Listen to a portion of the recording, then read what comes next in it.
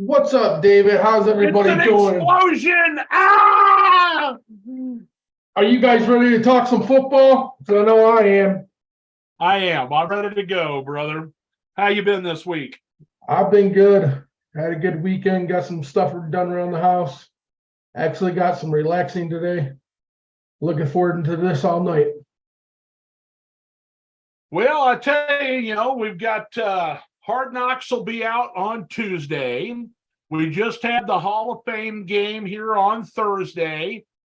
I've been spending time with my kids. I missed all the Hall of Fame induction speeches. There wasn't anybody there that I was like super, looking forward to listening to. I mean, I'm sure I would have enjoyed listening to Zach Thomas or perhaps, that's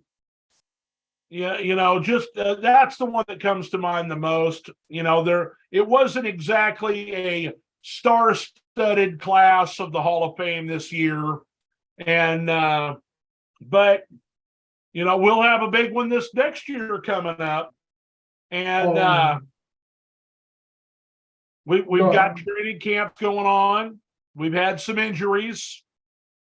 But for the most part, I don't know about you, but for the most part, this particular episode of the Sunday Spectacular, I want to talk about fantasy football.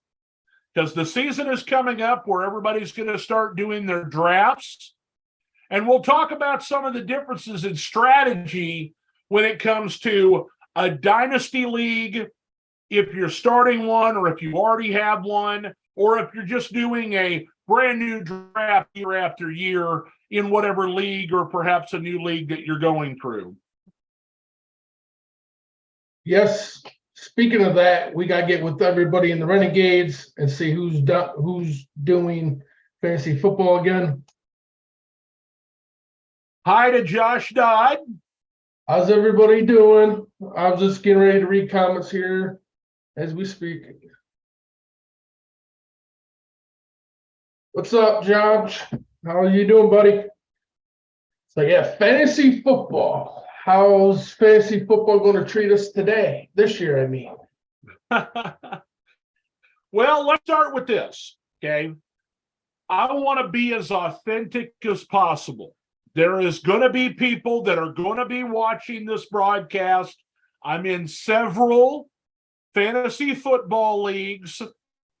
I'm giving my secrets away, my strategy away, because I want those that are watching to really know what they're doing, or, to get an indication of, how to really play and how to be a good fantasy football player, and, what it takes, some of the things. I mean, if you play fantasy football, I think you watch football. Football, the teams, you have an indication about what some players are good and what aren't, But for me, I'm going to show some rankings here in a minute, okay? We're going to go through all the main positions. I have graphics for quarterbacks, running backs, and tight ends. I've just got a list, really, for the wide receivers. There were so many, and I didn't have time to make up a cool graphic. But let's start with, what kind of leagues are you in, buddy? I know that we have a league where we redraw each year. Do you have any dynasty leagues? Have you ever wanted to try one? I had one for a couple of years, but it fell apart. So yeah. The only league I did was the Renegades League that we all did last year. I'm interested in maybe getting a dynasty one set up this year, though. Right. I mean, I like the format. It was actually fun to play that way. Yeah, I got into a dynasty league just out of the blue here about 4 years ago. And, but I would say I've been playing regular fantasy football for 20 years. And originally it all started out with pen and paper, and everybody's around a table in a group, and, you've got the list of who's available and everything. And that is fine. That can be fun if you have a dedicated set of people and can do what, we would call an offline draft now, okay? But for the most part, we're all doing online drafts. It could be at ESPN, Yahoo, Sleeper, NFL, app. All of them have their own version of the fantasy football leagues, and you can set it up for as many teams as you want. I like 10 to 12 teams. Any more than that, you're getting a little crazy. You're not really spreading the wealth around. Only, the first, even if you're doing what they call a snake draft, which if those of you who don't know what we're talking about is the person that drafts first in the first round drafts last in the second round. You go all the way back through, in order to do that. And then there's, chronological order drafting, which you do, especially if you're in a dynasty league. Okay. Now, a dynasty league, for any of you that don't know, okay, is when you start fresh, you have, you decide who's going to draft in what order. That's completely up to the commissioner and the players in the league. And you draft from scratch, and it could be just offensive players, a kicker, a defense, a standard, league. Or it could have defensive players, which I think is really fun because I'd never done that before. And you have to decide which players are more valuable when you get to playing defense. Because defensive players, sometimes they score a lot of points. Tackles are worth stuff. Sacks, fumbles, forced fumbles, interceptions, all of that stuff can be worth things. And so if you got some dynamic defensive players on your team, they can score more than running backs can. Let me speak on that, because actually my dynasty league that I did for about good 3 to 4 years there, we played with defensive players. And that's the one thing I love, because what I hated is when you came down and the games were so close. And, it'd be like a running back or a receiver. And it's just like at this point, they're already winning. So you're not going to get the points you need. To me, those were the worst weeks to lose in fantasy football. When you're right there and the team just had a big enough lead and they weren't going to throw the ball to that guy because there was no need to pass. The game was clinched. So that defense, when you play with players, now that one player on this team get a sack, boom, now you're tied, or a defensive touchdown, etc.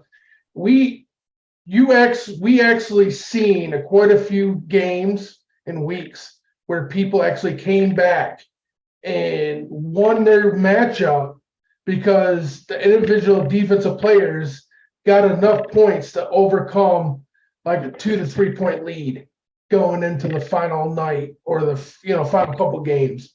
So to me, it made it more fair, made it more exciting.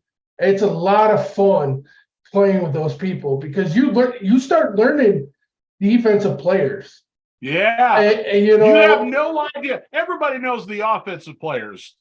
You don't have any idea who the defensive players are till you start playing fantasy football with defensive players. And if you're people who play for money and it's between your games on halftime, you know what the hell you're doing. You're flip-flopping, trying to catch glimpses of every other game you can see to see what your fantasy players are doing.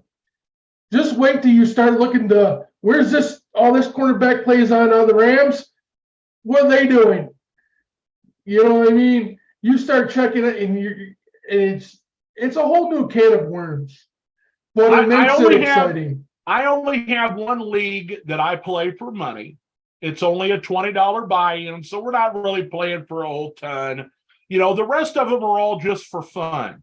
It's an attempt to, be part of the game, and I think it's really made the NFL something really special compared to some of the other leagues. They all have fantasy leagues and everything. I've done basketball and baseball, and all that stuff. But when it comes to football, you have a vested interest in almost every game that's played because, hey, that dude's on my fantasy league. And if you've got more than one team, I got a couple of ESPNs, a couple of Yahoos, I got a sleeper. Okay, the sleeper is the dynasty. That's the one. Josh is on that one with me. And he is, Josh, two-time defending champion going in this year. But you're going down this year, buddy. Okay. And so, but let's start with let's start with when it comes to doing the draft. Okay, are you going to be open about this? I'm going to. What's your strategy when drafting a new draft? Each year. This is how I'm going into it this year, and I kind of went into it a lot last year. Not to get my hopes up for the players that I truly want. Right. Because that's what always gets me. I'll make like a full game plan, be like, I want this player, this player, this player. And then somebody always takes the few key players I really want. And then I feel like I got to scramble, and I feel like I'm lured into a mistake, perhaps. And I'm like that. So my strategy going into any draft I do this year is to honestly, especially depending if we're playing PPR or standard, if it's PPR, I'm taking the best player available in all positions, offense. Right. And it's because when you play PPR, the quarterback is least worried. I mean, you want a good quarterback, don't get me wrong, but your quarterback's not your top target at a PPR league. I'm gonna now let's talk, because that's what I was gonna say. What is your first pick? Does it matter based on where you're selecting, or do you always go for a running back with your first pick? Because for me, okay, this is the thing that is for me. In the majority of, and once again, I'm giving away my secrets here. Okay.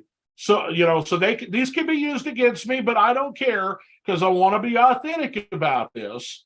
And that is, you only get one quarterback. You only get one tight end. You only get one defense. Now, the defenses you can get a lot further down. But with my pick, unless I am the absolute number one pick in the draft, and this is in a yearly redraft league, I'm taking a quarterback, okay? Because you only get one. And especially if now we're talking about a dynasty league, if you're playing in a dynasty league, and I don't care if I do have the number one pick in the draft, I'm taking Patrick Mahomes, because he's my quarterback for the next 15 years. Okay, I don't have to worry about him.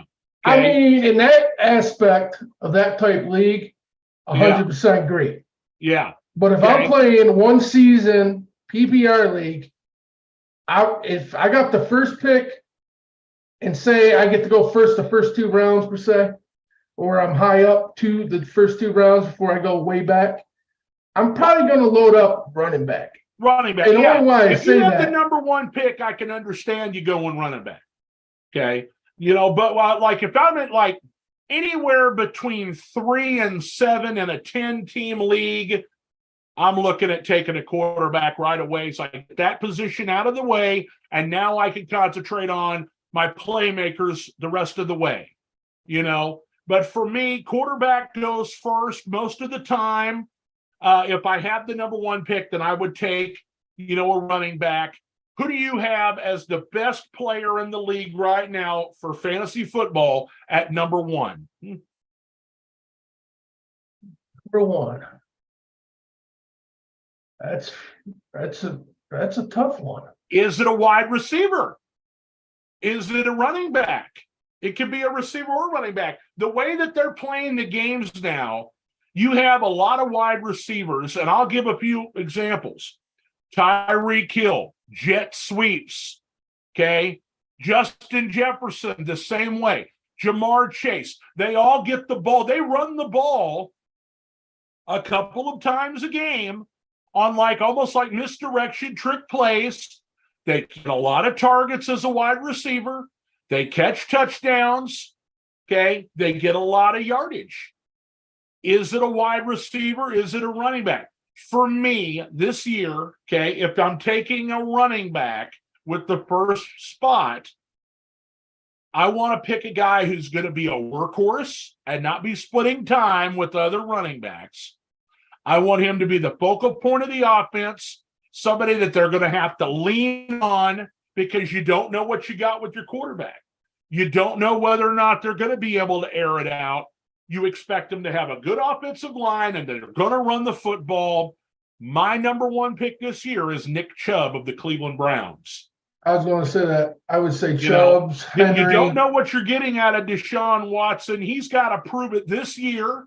If he doesn't prove it this year, they may be moving on. I mean, they're stuck having to pay this guy because they guaranteed his contract, but they're going to get everybody fired in that organization if this guy doesn't work out.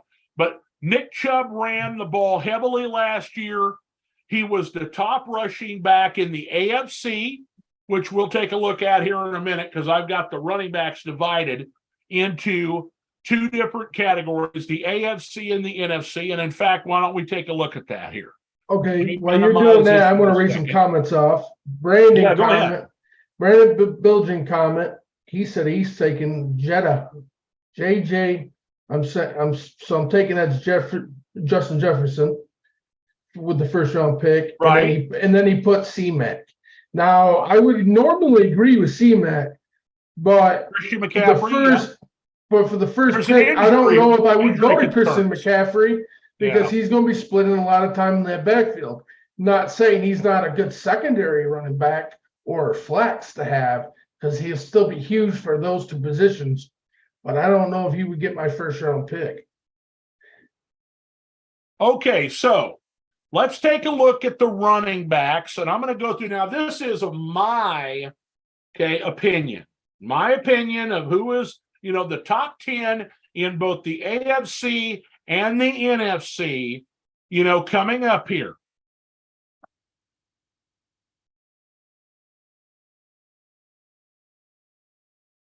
All right.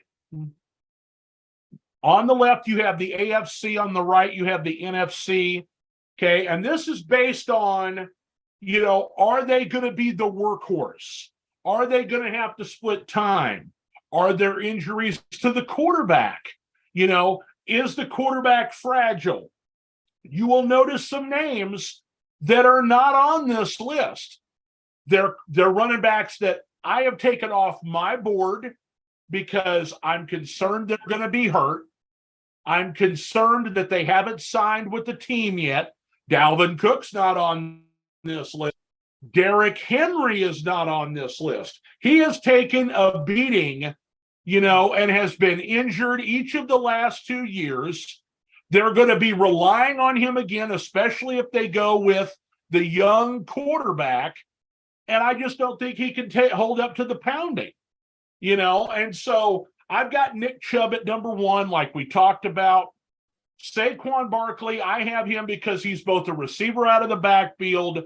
He is a strong runner. He knows what he's looking for. He's set himself up for another contract year because he didn't get a long-term deal. And while a lot of people right now are like, well, you can find a running back, they're a dime a dozen, he knows what he's got to do. He's got to show out again this year. He's the heart and soul of that team. That's why I have him above Christian McCaffrey. McCaffrey is going to be splitting some time with Elijah Mitchell. Barkley's the focal point of the offense in New York. Okay. You've got Travis Etienne, who will no longer be splitting time. James Robinson got shipped out of town last year. They know who the workhorse is in Jacksonville. Ramondre Stevenson doesn't have to worry about Damian Harris anymore in New England. He's going to be the focal point, for them. And he ran for a lot of yards last year. Yes. Yeah, he did. Okay. Now you do got Miles Sanders. Okay. He's taking over in the number 1 position. He doesn't have to split carries now with the Gainwells and the Boston Scotts. He's the workhorse in Carolina. Okay. Aaron Jones. Now, Aaron Jones may split some time with A.J. Dillon, but Aaron Jones has value because he can be a receiver out of the backfield. Whereas A.J. Dillon hasn't shown that he can do that. Jones is going to get a lot more touches and he'll get a lot more field time. Dillon is on a contract year. They may not want to feature him all that much. That way they can keep him if he doesn't have a big year. These are things that go into my decisions. Tony Pollard's further down on the list because he's coming off of an injury, but he's probably going to be the workhorse. He doesn't have to, split time with Ezekiel Elliott.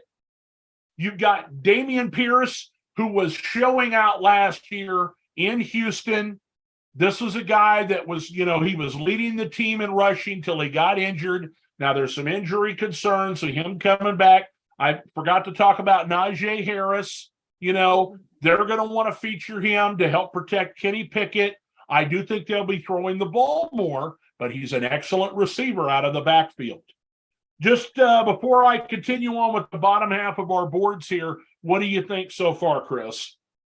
You're making a lot of valid points, and if I'm looking at this board and I got the first round pick, I pop Barkley, probably would be my first pick. And then if I had another high pick, I would either try to get McCaffrey or Travis from Jacksonville. I think that kid's going to be special this season. I think he's going to have a big year. Now, these guys that are further down, you start looking at 6 and further down. Now, Austin Eckler is different compared to on the NFC side. Eckler, he took a pounding a little bit last year, and so that's why I've got him a little further down, but he will be the featured guy. He is more valuable as a receiver than as a runner. So I expect Isaiah Spiller to get a lot more touches in the running game. But as far as a receiver out of the backfield, Austin Eckler's the guy for the Chargers. They're going to be running a new offense this year. Kellen Moore, the new offensive coordinator, comes over from the Dallas Cowboys after he was with them for several years. And so, they did not feature the running back catching the ball out of the backfield as much as they have in the past. I think this could be a problem for Eckler. That's why he was trying to get paid, and he hasn't to this point. But these other guys further down, these guys here are all probably going to be splitting time, okay? But they're the lead backs of the time-splitting running backs. Okay, you've got Alexander Madison is taking over for Dalvin Cook, who they couldn't afford and decided to release. And they've got a couple of younger guys behind him whose names elude me. Khalil Herbert in Chicago. You got Travis Ebner, okay, who was there. You got the rookie who backed up Bijan Robinson at Texas. I think his name is Rashawn Johnson. They're going to have a bit of a rotation in Chicago now that David Montgomery is gone. And then you have David Montgomery. Okay, he went to Detroit. But he's going to be splitting time with Jahmyr Gibbs, the rookie. Oh, for sure. Rachaad White, the reason he is down low is because he's not proven yet. He's going to be the lead back now that Leonard Fournette is gone in Tampa Bay. They don't really have anybody behind him.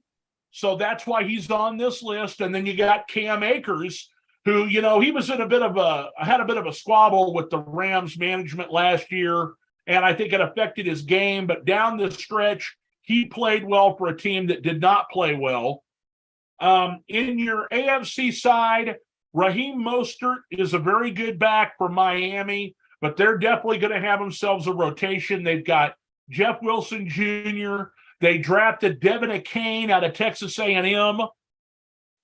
I think they've also got a few other backs there. So, but he's a receiver. Once again, if they are a dual threat, they're going to be big, okay, for their team. Isaiah Pacheco had a great rookie year, okay, but he's coming off of an injury. They've got Jerick McKinnon and will presume a healthy Clyde Edwards-Helaire in Kansas City. So he may not get as many touches as you think he might, being the lead back there. James Cook, is now the lead back with Devin Singletary leaving and going to Houston. But they picked up Latavius Murray. They also have, I'm trying to think of who the other guy is. They picked up Damian Harris from New England. So they have other backs but James Cook should be the lead dog here, but he's probably going to be splitting some carries. Then you got Javonte Williams here, from Denver. And when I talk about him, he's coming off of an injury. They've got Samaje Perine, who they brought in from Cincinnati. But Javonte Williams, he's the kind of guy that if he comes back from the injury, he'll be the main guy. Perine will either be a third down back or a goal line specialist for him if Williams can return to form. And these are the top 10 running backs, in my estimation, for value and points when it comes to both receiving and rushing for the teams in the NFL this year in fantasy football. I'm going to have to agree with you. I mean, like I said, there's some names that are not on this board. LeGarrette Blount, or not LeGarrette Blount. I always get him mixed up with Leonard Fournette. As far as I know, Leonard Fournette hasn't signed anywhere. There was rumors he was going to New England. He hasn't signed. Dalvin Cook went and visited the Jets. He hasn't signed. Kareem Hunt, I don't know that he's visited anybody. He's not signed. So there's 3 guys that could be on this list if they were, going to be signed to a team, but they're not signed as of right now. And so, we're not going to count on them. We're going to count on the guys that are on the team, that are participating in training camp, and that are, going to know the plays because they're going to be on teams that they have been working with thus far this offseason.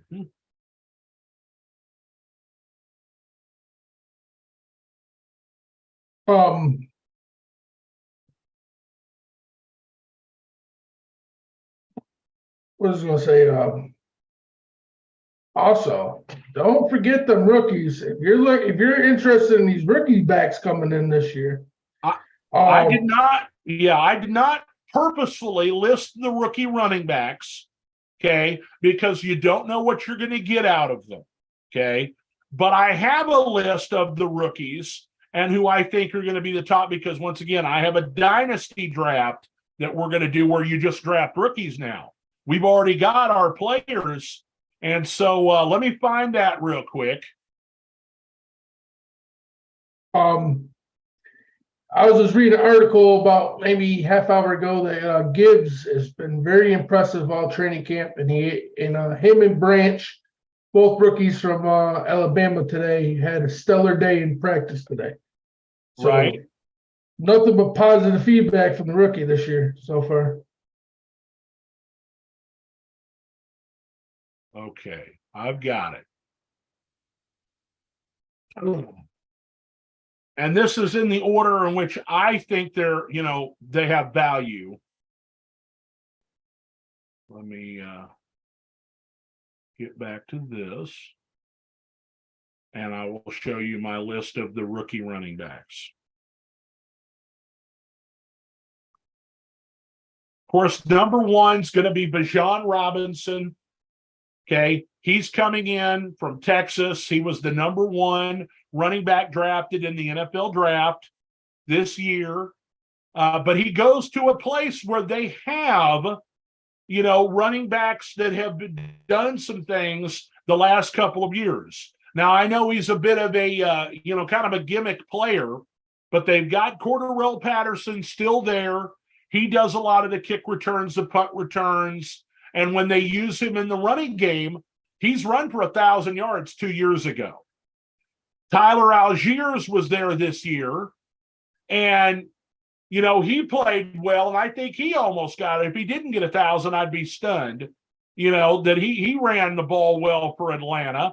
And so, I don't know that they're probably going to be splitting time. You don't want to overload a rookie, when working to death later in the season when you may need him, because Atlanta's looking like a team that could win and maybe get into the playoff picture. You don't want your best players to be run down because they're not used to the length of the season coming out of college. Jahmyr Gibbs, of course, goes to Detroit like we talked about. He's going to split time with Raheem Mostert, Jeff Wilson Jr., Myles Gaskin is also in Miami. I wouldn't be surprised if he gets traded away. If Devin Achane, if Devin Akane there ends up, does well in camp, they may trade Gaskin. But, then you got Kendre Miller. He's with the New Orleans Saints. He's going to get some play early on in the season because they just suspended Alvin Kamara for 3 games. And so you're going to have Jamal Williams as the lead guy, which will be valuable earlier in the year. But I think as the longer the season goes on, you're going to have a fresh Kamara coming in, and he'll be the lead dog. Williams may be a goal line or third down back for them. I don't think they're going to split time 50-50. But Miller will probably get some play early in the season.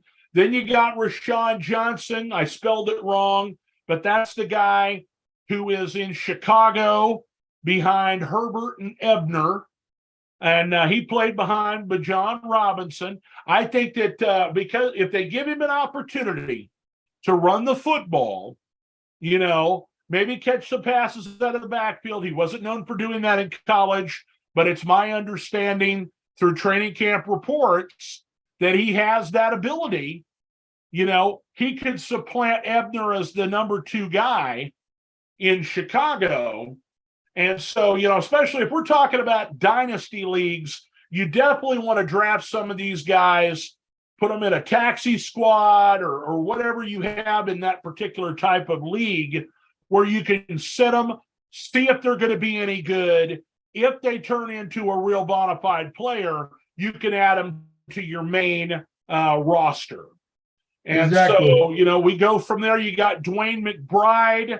Like I said before, I just don't think that, and I may be getting these 2 guys mixed up, but I think Dwayne McBride is the guy who is in Tennessee. It's either him or Tajay Spears. I didn't put down who they were next to their names. But let me look here real fast. Tennessee. Yeah, it's Tajay Spears. It's Tennessee. So Dwayne McBride is in Minnesota. So this guy, the reason I have him higher on this list now that I look at it is that you don't really know who's going to be behind Alexander Madison. McBride may get some play there in Minnesota. Just have to wait and see. Now, Deuce Vaughn is a name that I know from the Big 12. He went to K-State. I would draft him this high and hold on to him because, you just got to wait and see. Ronald Jones II has been suspended for the Dallas Cowboys. Pollard's coming off an injury now. I know they got Malik Davis, and he showed that he was pretty decent last year when they were resting Pollard before the playoffs. Once again, no Ezekiel Elliott, Chris. This guy can end up being a playmaker. He's in the mold of a Darren Sproles. And Sproles, they both played at K-State. They're both punt returner, kick returners, shifty, undersized backs with speed. He could make a big difference for the Cowboys this year if he's utilized. Then you got, these other guys, Eric Gray and Zach Evans. I don't have much to say about them. We saw Israel Abanikanda. He played in the Hall of Fame game. He's out of Pittsburgh, plays for the Jets, but they've got a loaded running back room. Again, if you're in a dynasty league, it's worth taking a chance on this guy because you can just let him sit and see if he turns into a player. But they got Breece Hall. They got, Zonovan Knight. They've got Michael Carter. So there's 3 guys ahead of Abanikanda, that are probably going to, he's going to end up having to play special teams early on in order to get on the team. Chase Brown, Deneric Prince is going to be a surprise. He's probably going to be the kick returner and the punt returner for the Kansas City Chiefs. They've got a 3-headed running back room already, but they don't have a fullback this year, which a lot of people may not know. And so that opens up a position where they can carry a 4th running back on their roster. Now, this guy played at Tulsa and he lit it up, and he's been doing really well in, training camp here. They've done a little profile or two on him, locally here, and I can tell you he's probably going to be a pretty good player. And then we go back to Tyjae Spears there at the bottom. Hassan Haskins is in the middle of some kind of legal trouble. I don't have a lot of faith in Derrick Henry being able to hold up his end of the bargain this year. He's just too beat up for Tennessee. So Tyjae Spears may end up seeing a lot of playing time for the Tennessee Titans, a team that a lot of us don't feel is going to have a very good season this year. They may work all their rookies in to get them some experience in the hope that they'll have a much better season next year. Yeah. I know if I'm in the Dynasty League, the first two rookie running backs, that's who I'd be trying to grab, one of the two. I think Gibbs is going to have I think Detroit's going to have a pretty 50-50 backfield. So I think Gibbs is going to have some true value for this season. And he might be good enough to be a nice flex guy, good bye week guy. Somebody goes down, because that's the one thing I hate about fantasy football. And then some of these leagues, you want to be loaded up at running back as best as ability, because these guys get hurt so much, And that's the one thing I've learned, because I used to always want the best quarterback, best wideouts, and I would always do pretty good at building a good quarterback, good wideout core, and then my running back be like not as good as my receiver core, and that was my downfall all year. So I mean, it's fantasy's fun, and that's what makes fantasy fun,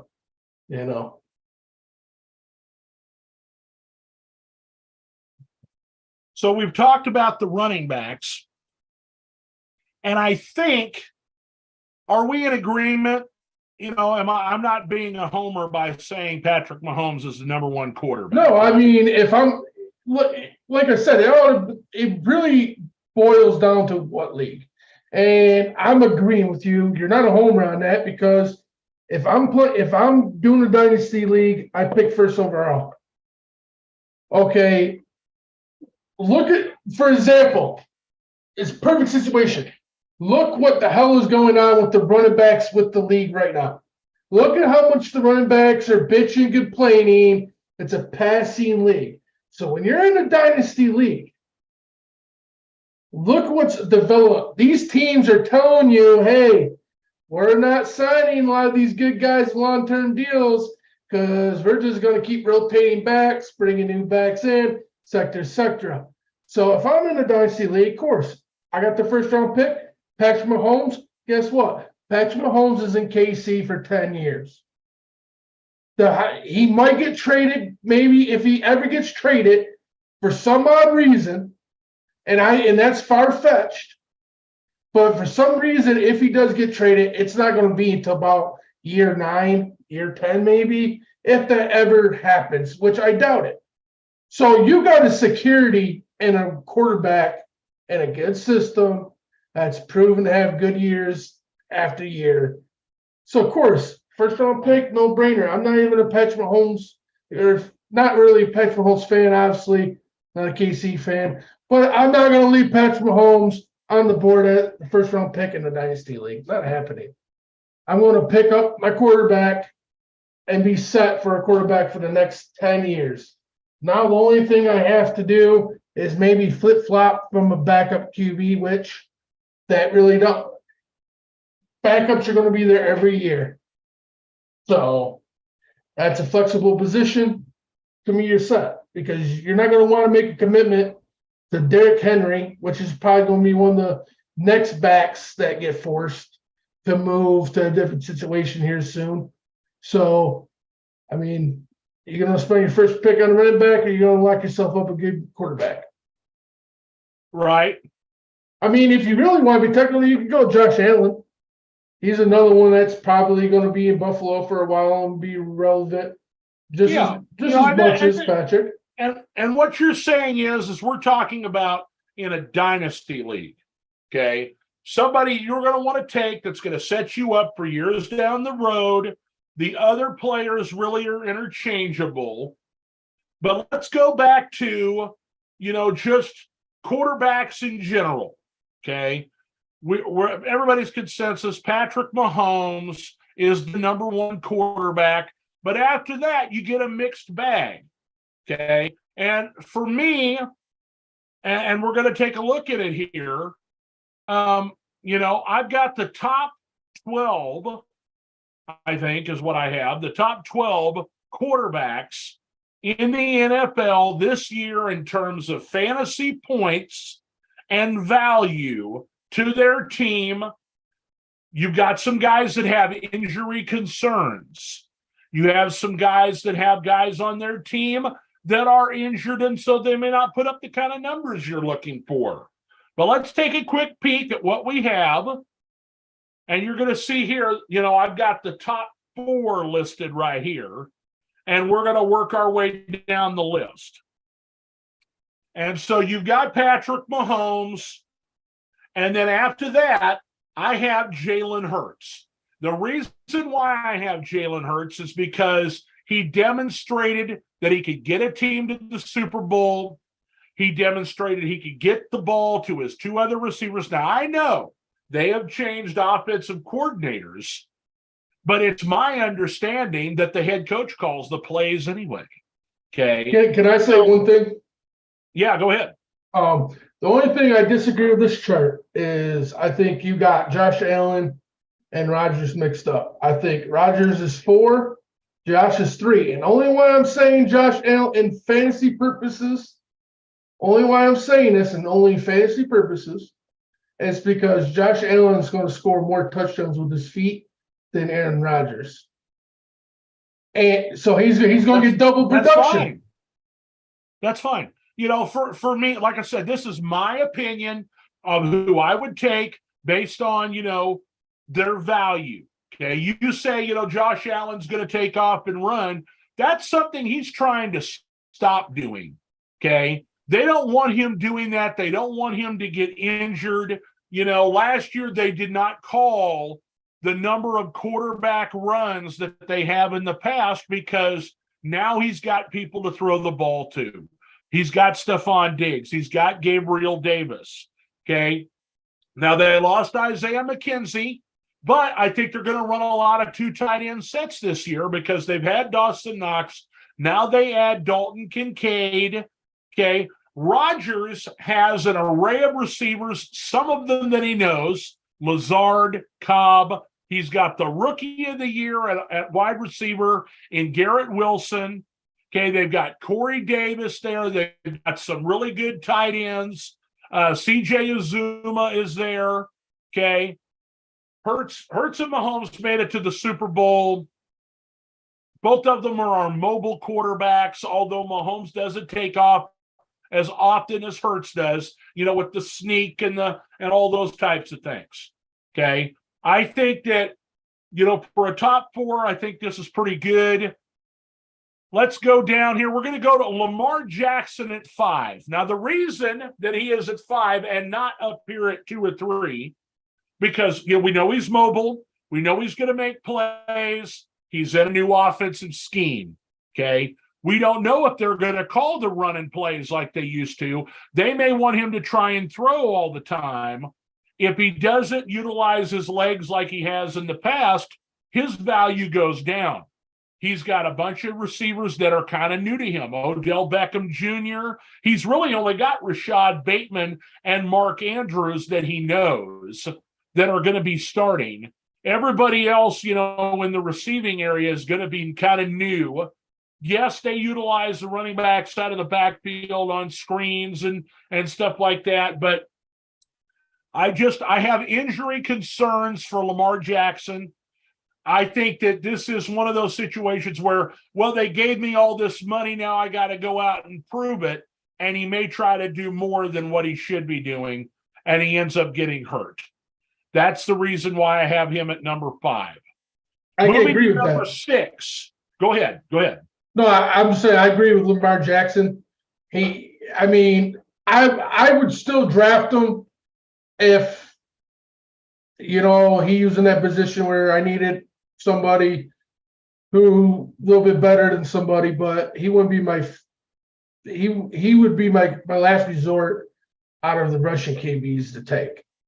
I'd Right. rather have Hurts or Justin Allen. But carry on. Yeah, I mean, yeah, for some people are nervous about having a running quarterback. It's the same way for us in fantasy football as it is in the league. Okay. In the league, you want your quarterback to be mobile, but you don't want him to put himself in harm's way. Look what happened over the years to Randall Cunningham and Michael Vick, okay, Steve McNair. These guys take off, they get hit, they get hurt, and it's happened to Lamar Jackson. It's happened to him. They've worried that it was going to happen to Josh Allen. It hasn't yet, knock on wood, and you got to worry about, Jalen Hurts is a really young player, right now. Are they going to continue to put him in harm's way going forward? Or will they do, as they say, mature and make it to where he is more of a passer and only takes off when he needs to? Trevor Lawrence is at number 6. The reason I have him this high is because, first of all, last year, his number 1 receiver was Christian Kirk, who is clearly not a number 1, but a very strong number 2. This year, he will have a true number 1 in Calvin Ridley. Okay. They re-signed Evan Ingram at tight end with the franchise tag, and he signed a long-term deal. He had a breakout year last year. Okay. He's going to be in the same system this year for the second year in a row. Doug Peterson, of course, a proven winning coach, won the Super Bowl in Philadelphia, knows how to bring these quarterbacks along. He's worked with a lot of the same, young players that Andy Reid did. So I think he knows what he's doing. I think the proof was in the pudding last year when Trevor turned things around. I expect him to have a big year this year. I have Trevor Lawrence at number 6. I like that. He's a quarterback that I'm actually excited to watch this year.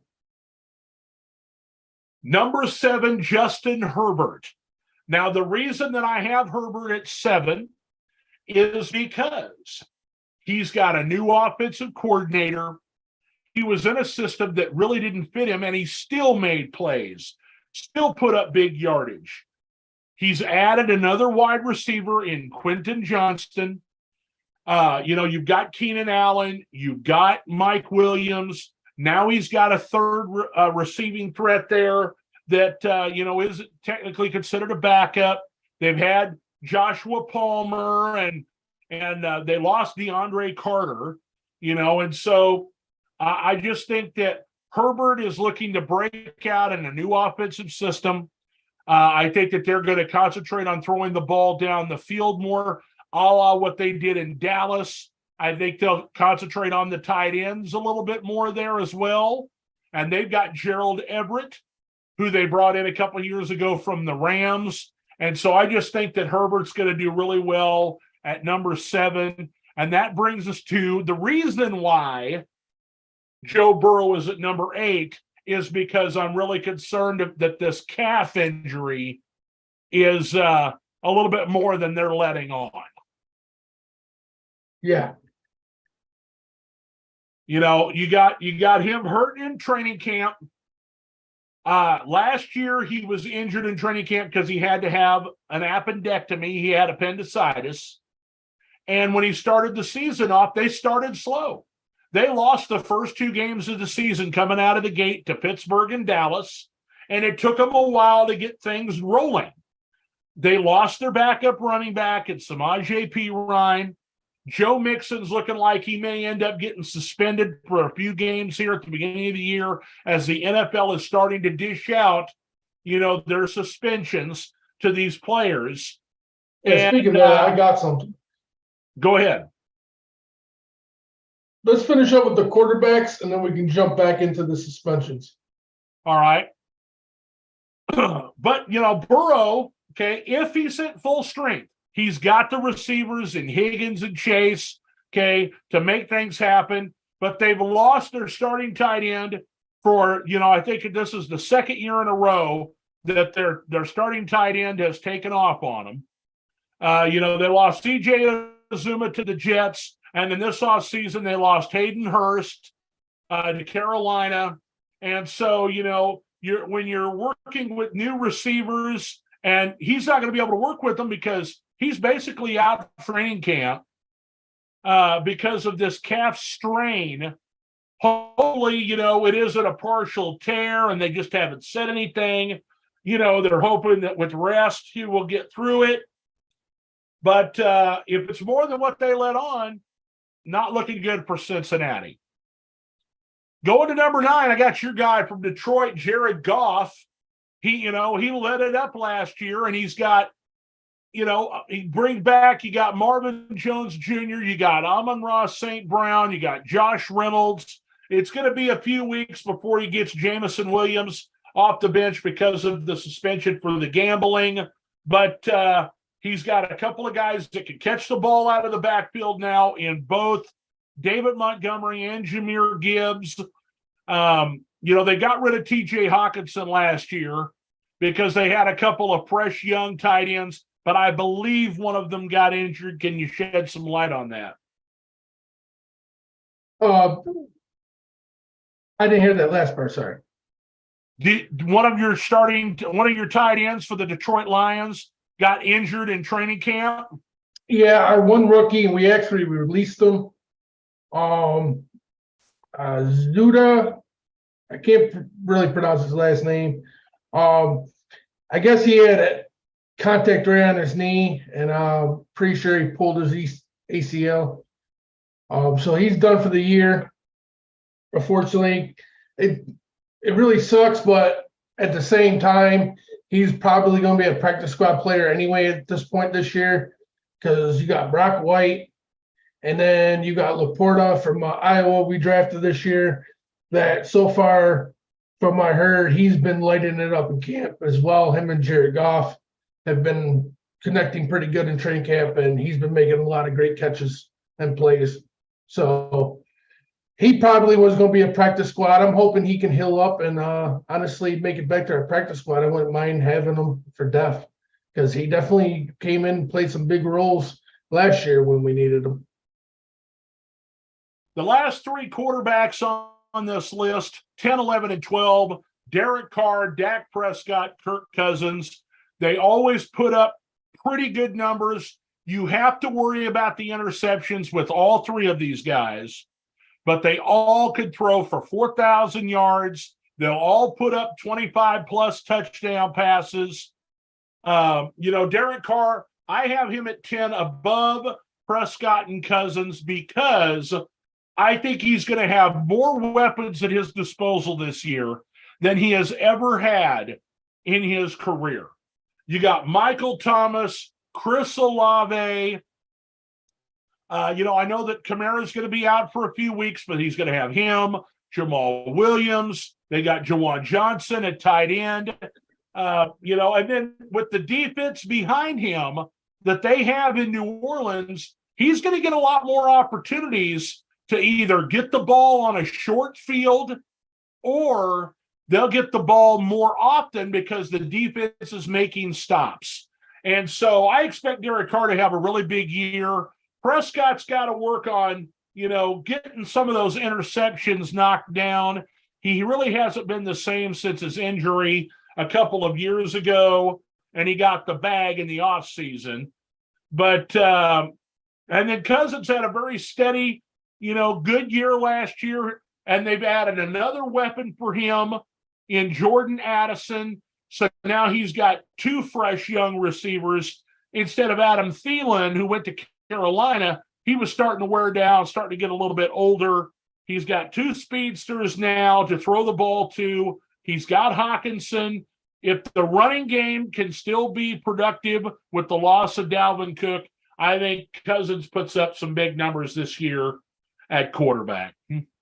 Definitely got to play. So that covers the quarterback? That covers our quarterbacks. Is that all for fantasy? No, I still got wide receivers Oh yeah. and tight ends, but you can go ahead if you want to. If you want to talk about the suspensions and stuff. I'm just kind of blown away, and I'm not trying to come off as a homer or a crybaby, but I just wanted to see actually your opinion on this. But Alvin Kamara gets a 2 game suspension? 3. Okay, 3 game suspension for a fight at Pro Bowl weekend back in Vegas. J-Mo Years ago. J-Mo bets at the facility, but on a sport they're allowed to bet, but just bets at the facility, he gets 6 games. So you're saying if he went to Vegas and beat someone's ass in a club, he would only get 3 games? But since he made a bet on a whole different sport than the NFL, he gets 6 games? Doesn't that just seem like one is way worse than the other? Not to the league, it doesn't, because once again, you're talking about the integrity of the sport.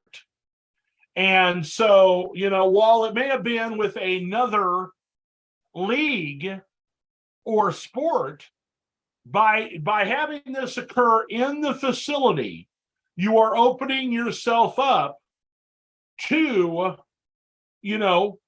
reasonable doubt. Okay. They don't want to have any reasonable doubt that the games are fixed, that, that the players are not on the up and up, the coaches, the organization at all has to be as straight line and legitimate as possible. Okay. And so the league feels that by you making any kind of a bet at their facility, okay, it's against the rules of their league, okay, to do that. And so they're within their rights to suspend the player for the length of time that they have suspended him for.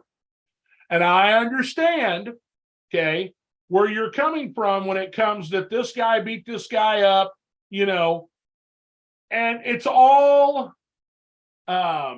circumstantial. Okay. It's all circumstantial when you say he wasn't the only one that was beating this guy up. He didn't get, the book thrown at him by the judge. They settled some things probably out of court. They had, he gets away with a lot more because of the situation being different. Okay. And so I understand where you're coming from, where you say, why is this guy getting a 6-game suspension for making a legal bet? Okay. Well, it's legal, just not in his building. Okay. Not allowed to do it in his building. He works for that organization. He works for this league. Therefore, he must follow the rules of this league. And that is the precedent that they set for that particular type of infraction.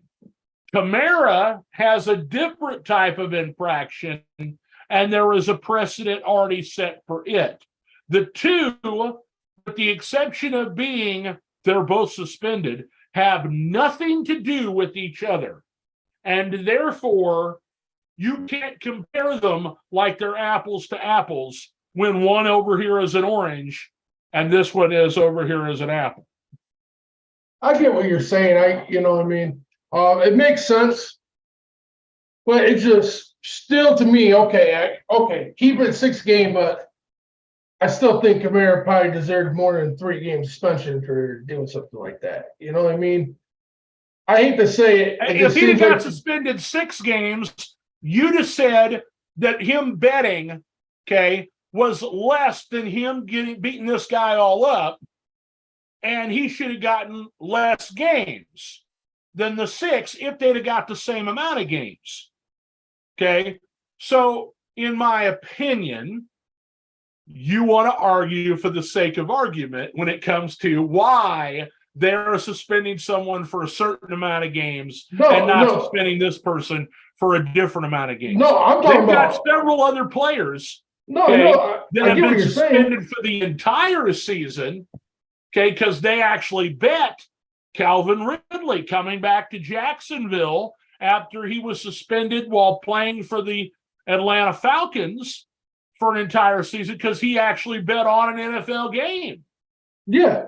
And being suspended for an entire season and then being allowed to come back is a precedent that was set back in the 60s. Merlin Olsen, and I believe it was, it's a Green Bay Packer player, but the two of them were suspended for an entire season for betting on NFL games back in the day, and it's the same thing now. Okay, Calvin Ridley bet on an NFL game, and so he was suspended for the season. They got other players that have been suspended for the entire season, that have done that too. And so, what we're talking about in this instance is precedent. They don't want to set new precedents by, we're going to give Kamara 6 games for what he did, when we only gave Ray Rice 4, and he beat the shit out of his girlfriend in the elevator, or we suspended, I think they suspended Kareem Hunt for 4 games for kicking the lady on the video, several years ago when he was with the Chiefs. And so 3 games for Kamara, because he was a guy-on-guy incident instead of a guy-on-a-gal incident. They're not changing any precedent here. And, I understand where you're coming from by wanting to... I brought it up to the JMO because it just kind of shocked me that it was a little bit lower than that. But in general, I was actually saying that in general speaking, that, I thought the minimum he would get would be 6 games for that type of contact, that type of thing he did. It was Paul Hornung. Thanks, Mr. Joe. Tim Johansson said it was Paul Hornung. Oh, it was Alex Karras. I'm sorry, it wasn't Merlin Olsen. I got them mixed up. See, I never. Alex Karras and Paul Hornung in the 60s were suspended for a year, for gambling on the NFL back in the 60s. Yep, I had that mixed up. Thank you, Mr. Joe, for clearing that up for me. But no, just returning to what we were talking about before, I think we could move on from the suspensions right now.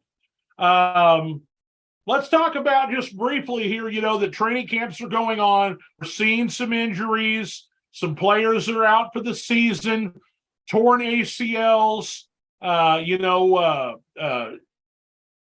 meniscus for Jalen Ramsey. He's going to be lost for at least half the season. So that trade's not working out for Miami. And I think he was going to be a big part of their defensive plan that defensive coordinator Vic Fangio was going to have. And so I think that's going to weaken their defense a little bit there until he can get back. I know they signed Eli Apple. I've seen a really funny meme on Facebook where Eli Apple was at his press conference and it was a burnt piece of toast with his number on it. And I'm like, here's Eli Apple. He's toast. That's the way Tyreek Hill feels about it. He won't say it publicly, Oh, I actually did see a comment from Tyreek Hill. He said on Twitter, Monday's practice is going to be fun. Yeah, and he put a bunch of laughing emojis. He's going to burn him all day long. Oh man!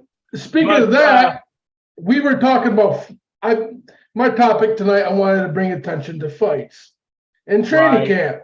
So maybe we have a future fight in our hands at the Miami facility in training camp between Eli and him. But anyway, so since we brought this up, my argument is I don't know how much it is going on other sports networks, but for the Detroit media Normally you get hyped up with rookies, young players. We're getting the hype videos, the hype posts, the positive posts about J-Mo. Yeah. But we get more negative. It's got to the point this kid can't light fireworks off without getting bitched about. He can at this point, I think he could be driving around at 11 o'clock down the road and somebody could snap a picture and they would cry that he's out at 11 p.m. at night.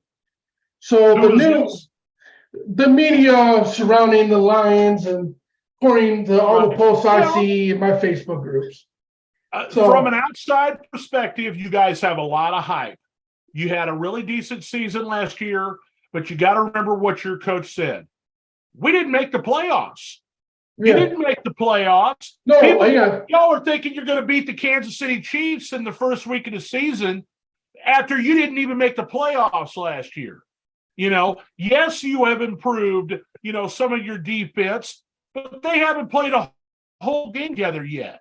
You're getting to the Wolves in week number 1. Okay. You guys are all out of your mind if you think you're going to go into Arrowhead and do any more than come away with a moral victory. Okay. I don't mean to, put you down and all that. I know you're for your team. We're all for our own teams. But I mean, all these people that are talking like as if we're going to the Super Bowl this next year. You guys didn't even make the playoffs. You have to prove it on the field.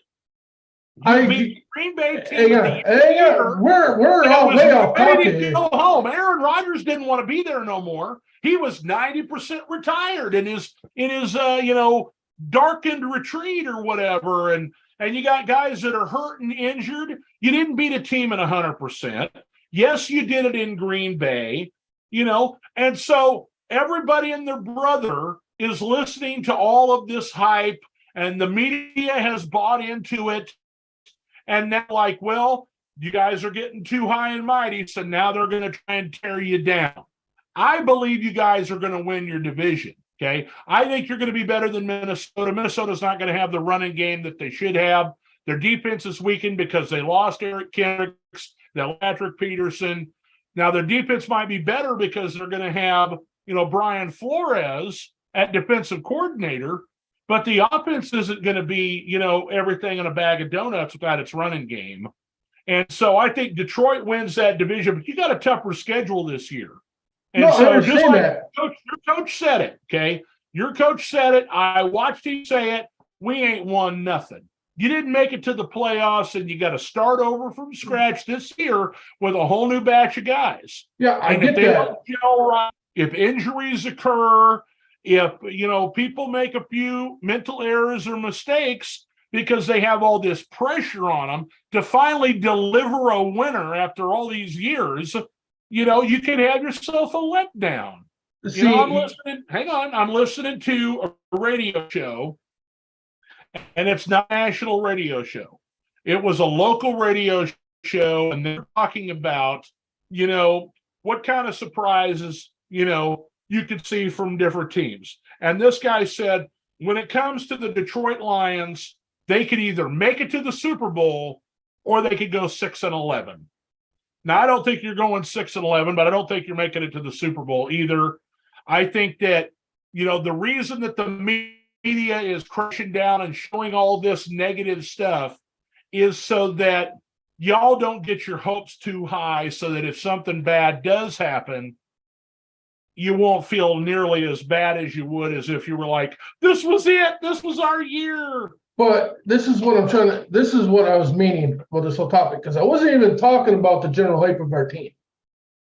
That's what I was saying. This is way off topic.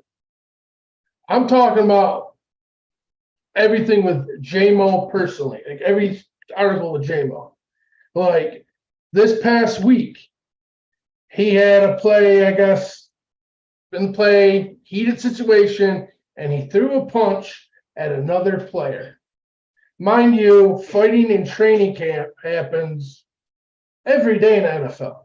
All the time. Did you see the one with Travis Kelce? That's my point. Travis Kelce, I want to say it was the same damn day, if not the very next day, Travis Kelce punches not one, but two different teammates in the same practice. No, nothing. I'm in fan pages of all teams just for football purposes, fantasy purposes, So I see what KC fans post. Not one negative article about Kelsey fighting. They actually just shared the video of it, and a lot of people were just, well, he hit him after the whistle, and that's why, you know what I mean? But nothing negative. J-Mo swings one punch. I thought you were a role model, Travis. How could you do that? J-Mo throws one punch at the Lions training camp. Our media has 80 fucking articles calling this kid a fucking bad apple. I'm like, this kid's first training camp, he actually got to be a part of, because last year he was on the sideline. So he has a heated day as basically still a rookie. Hence, he only played like 3-4 games and not a lot of snaps last year. So This is still new to him. And he throws one punch and, oh my God, we got the worst fucking player in the draft. He's palm troubles. The only thing the kid's really done wrong is got suspended for betting. That's it. That's the only thing this kid has done wrong. Just like all fan bases, what have you done for me lately? Nothing. Okay. If he had shown out last year, if he'd have come off of the injury and been able to play, put up 1,400 yards and 10 touchdowns, all of the articles would say something positive about him being, well, he's a leader on the team, and this guy must have did something because of what he did on the field. Okay? Everybody has a biased opinion about people based on what they see, what they deliver, what they bring to the table. He was drafted in the first round, so the expectations are high. Okay. He didn't play very well last year because he's still nursing that injury. I think he came back too early. Okay. Then he's suspended. Okay. For first of the season for gambling. And so all of this stuff is happening to him, and he hasn't produced anything on the field. If he produced things on the field, this would be an afterthought, just like Travis Kelce, okay? But because he hasn't produced anything on the field, they're going to give him grief until he shows that he was worth drafting. And it'll only take one game where he goes ballistic with 12 catches for 180 yards and 2 touchdowns and be the greatest thing since sliced bread again in all the chat pages and on the comments. Yeah. No, I agree. It's just, it gets overwhelming just to, like, it's at points like, dude, you guys are going to chase. This kid could be a great receiver when he finally gets the chance to show us. And by the time he becomes great and comes to contract extensions, if this shit keeps up, he's going to be like, you know what? I want to go somewhere else. I don't even want to be here because I can't do nothing. And now your aspect, I don't know what groups you've been hanging out in, David, but I want to see what these Lions fans talking Super Bowl. Because I haven't seen too many talking Super Bowl. Now, I've seen fans talking chance to win a division, chance to go to the playoffs. Go back and look when it was announced, okay, that the Lions were playing the Chiefs in the first game of the season, and all the talk from everybody about, oh, we're going to go into Arrowhead and we're going to kick their ass and we're winning the Super Bowl this year. Hey, there's a million of them. There's a million of them. Well, them fans do not technically count because I think some of them are drugs. Do I think going into the season, we got a fair shot? I mean, way better shot than we've had in the last 5 years. I mean, 10 years. Hey, Aiden Hutchinson comes off the corner and takes out Patrick Mahomes' knee. You're winning the game. Okay. I mean, let's something be honest. like that were to happen, I'm glad you said it because I've already been going at it with a little bit of KC fans, and I haven't even shared nothing stating the Lions are going to win at Arrowhead by any means. Oh no, you said we're going to win right here on the Sunday Spectacular. Hey, of course I'm going to have my aspects to go and win. Because guess what? I want my team to be the best. My players are saying they want to be the best. And guess what? And guess what you got to do to be the best? You got to take out the best. So that's right, Ric Flair. You want to be the man, you got to beat the man. It's the true saying. Well, you know who beat the man last year? You know who beat the man last year? The Indianapolis Colts. Yeah. So it can happen. But here's my thing. The only thing I'm going to say is the KC fans need to come back down to reality as well. Oh, hang on. I'm not saying the reality that you're not a good team or anything by that means. But I've shared just positive things about the Lions, and I've had more KC fans than the Renegades on my shit telling me there's no chance of winning that game. And the post I post had nothing to do with that game. They're just trying to stir up trouble. I know what they're trying to do, but it's like, man, this off season and the previous off season, almost can't stand to watch and read the comments. Okay, every time a big name free agent is cut by a team, oh, we got to go get them. We were going to sign this offseason. We were going to sign Odell Beckham Jr. We were going to sign. Did you know who we're doing now? We're going to trade for Jonathan Taylor. Okay, we're going to trade for Jonathan Taylor, and we were going to sign Odell Beckham Jr. Oh, we got to have DeAndre Hopkins. Every big name dude that came available. Every time something happens where a name goes out there, he's coming to Kansas City. Come to Kansas City. Oh, you're coming here, and it was so annoying, because I'm like, first of all, we don't need Odell Beckham Jr. We don't need DeAndre Hopkins. We don't need Jonathan Taylor, especially the kind of money that he's going to be wanting when you've got McKinnon on a very reasonable deal. You got Clyde Edwards-Helaire on the final year of his deal. You've got Isaiah Pacheco, who they just drafted, and he's your starter. You don't have to pay him. Where the hell do they think they're getting this money at? The salary cap. It's kind of like Chris Jones. Okay. Yeah. They should just trade him away. Just like they did Tyreek Hill. He wants too much money for what he is valued at. Patrick Mahomes is taking less money so that the team can be a winner. Travis Kelce is taking less money so the team can be a winner. Why is Chris Jones got to have $30 million a year? Because at this point, he wants to see. He's already won his Super Bowls. He's ready to go and go make the money just like Tyreek Hill did. Well, you gotta.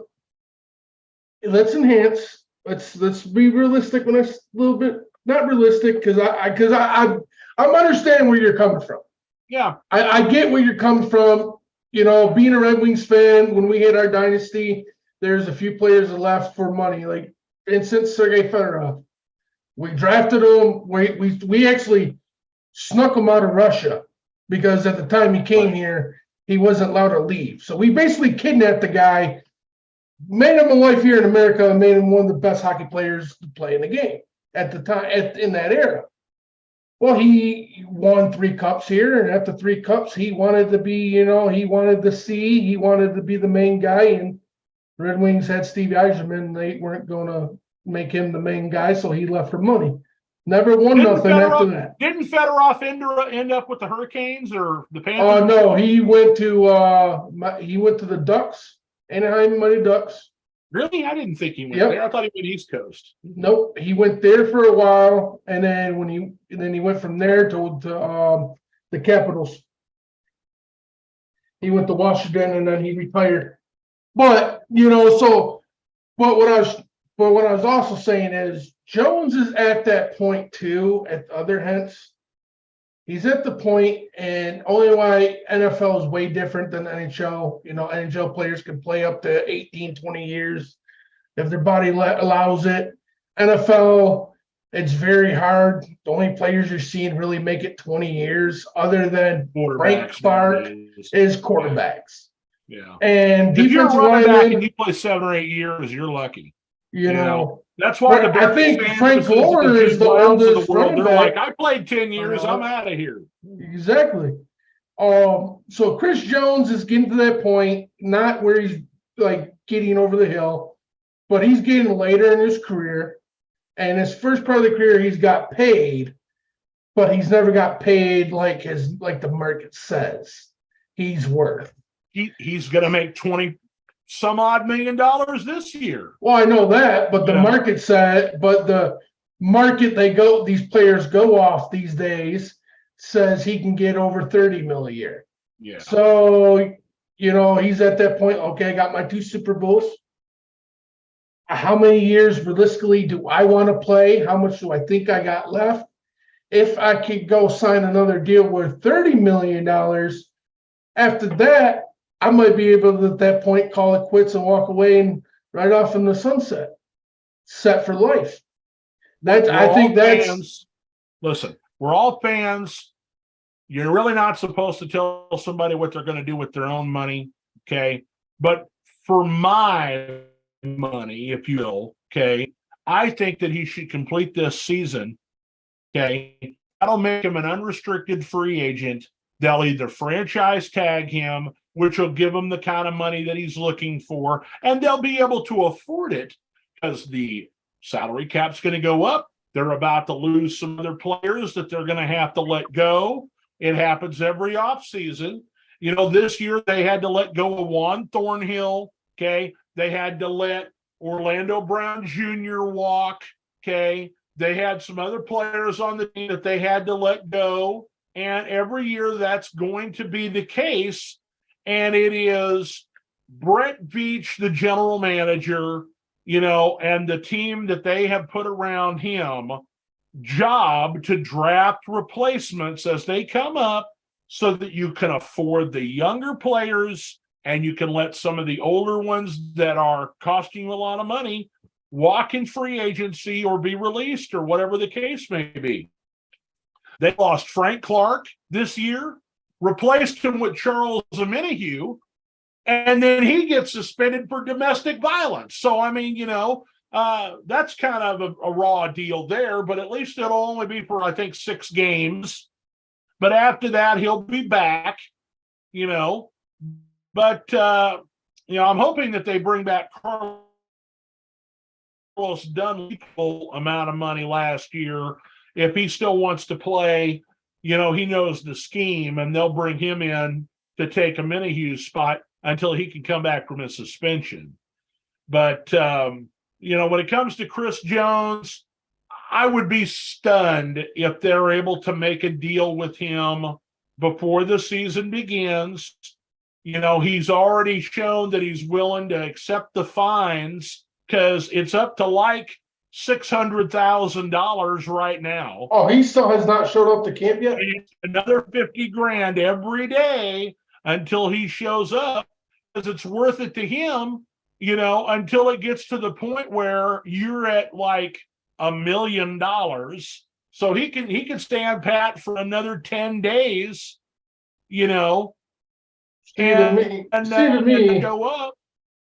See, to me, that's just fucking stupid.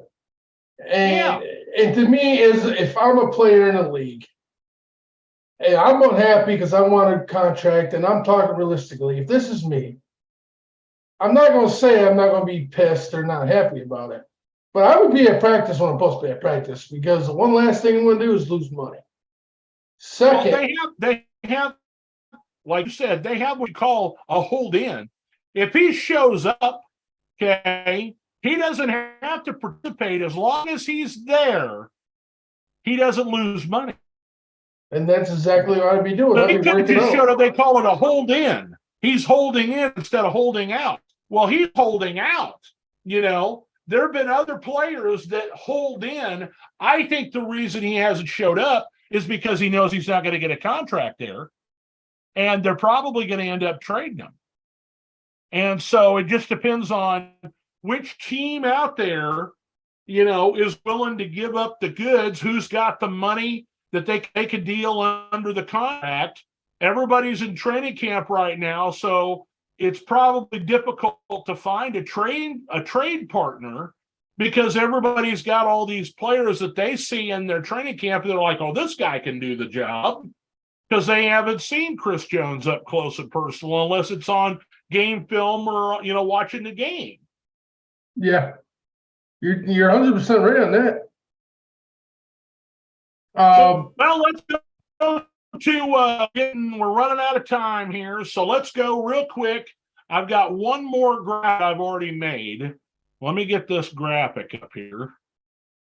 And we talked about dynasty leagues and fantasy football, and also, positions and everything. Now you got the leagues that have flex positions, and you've got where you can play a tight end or a running back. And but most leagues, if they don't have a flex position of some sort, you only get one tight end. And so, my opinion has been, like we talked about before, you only get one quarterback, you only get one tight end, you only get one kicker, one defense. You get the kickers and the defense later because they're not as hot a commodity, as these other guys. I say always go for the quarterback right out of the gate, and then you're all set, especially if it's a dynasty league. Oh, well, when sure. you go to tight ends, you only get one tight end unless you're in a flex league. And most of the time you're going to use, running backs. You're going to add another running back or a wide receiver because they're worth, but there are some tight ends that are worth, being in a flex position if you can get more than one of the elite guys. I think we're all in consensus, kind of like Patrick Mahomes, that Travis Kelce is the number one tight end in the NFL. Oh, for sure. Gronkowski's gone. 1,000 yards every year, working on adding more touchdowns, had double-digit touchdowns again last season. And as long as he stays healthy, he will continue to put up those kind of numbers as the safety or security blanket for Patrick Mahomes. Now, we talked about Lamar Jackson having, a new offensive coordinator, but the entire time, that he has been in the passing mode, he's always looking for Mark Andrews first. Now, that may not be the case now that he's got Odell Beckham Jr. and Zay Flowers to go with Rashad Bateman, but based on what we've seen last year, his ability to stay healthy for the most part, although he was injured a little last year, and we saw some of Isaiah Likely, I think they're going to use a lot of double tight ends, and so maybe some of his catches may be taken away. But Mark Andrews is probably the second best tight end for value in the NFL. I got T.J. Hawkinson from the Vikings come over from Detroit. He was right behind Justin Jefferson in number of targets. And I think the reason why that is because Thielen just couldn't get open. Okay. Yeah. He's going to have Jordan Addison now. I still think he'll rely a lot on Hawkinson. They'll get a full season out of him in that offense. Tight ends always do well in that offense. You can look at all the way back to, Kittle, Tanyan, Gerald Everett, all of those guys, Rams, 49ers, Packers, that particular style of offense that Kevin O'Connell brought over last year from the Rams. Hawkinson's going to get a lot of targets. Then you get there to George Kittle. If he can stay healthy, that's why he's further down. It just feels like he's hurt all the time, but he does the dirty work. He does do the run blocking that they need, and that's one of the reasons why their run game is so efficient in San Francisco. But I like that he gets a lot of targets, and when Purdy was the quarterback, which I think he will be again this year, Kittle was his number one guy. he was looking for him all the time when they got down in the red zone, and he caught a lot of touchdown passes from Brock Purdy. Man, you got Kittle on the field. I'm a quarterback. I'm looking for him almost every play. That dude's a beast.